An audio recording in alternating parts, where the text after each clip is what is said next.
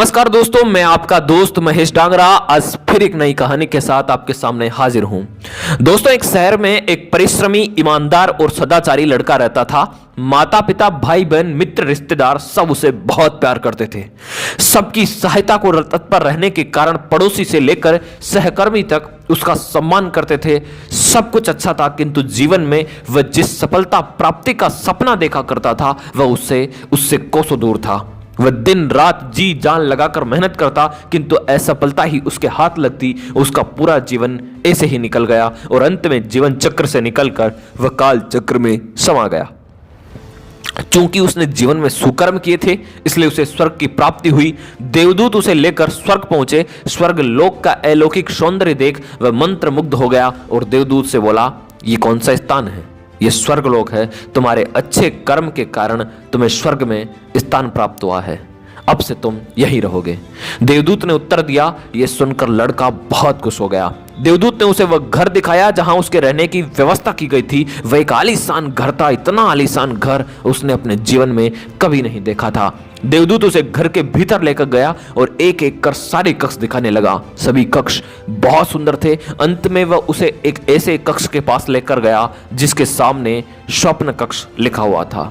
जब वे उस कक्ष के अंदर पहुंचे तो लड़का यह देखकर दंग रह गया कि वहां बहुत सारी वस्तुओं के छोटे छोटे प्रतिरूप रखे हुए थे। ये वही वस्तुएं थी जिन्हें पाने के लिए उसने आजीवन मेहनत की थी, किंतु हासिल नहीं कर पाया था। आलीशान घर, कार, उच्चाधिकारी का पद और ऐसे ही बहुत सी चीजें जो उसके सपनों में ही रह गए थे। वह सोचने लगा कि इन चीजों को पाने के सपने मैंने धरती लोक में देखे थे, किंतु वहां तो ये मुझे मिले नहीं। अब यहां इनके छोटे प्रतिरूप इस तरह क्यों रखे हुए हैं? वो अपनी जिज्ञासा पर नियंत्रण नहीं रख पाया और पूछ बेटा, ये सब यहां इस तरह, इसके पीछे क्या कारण है?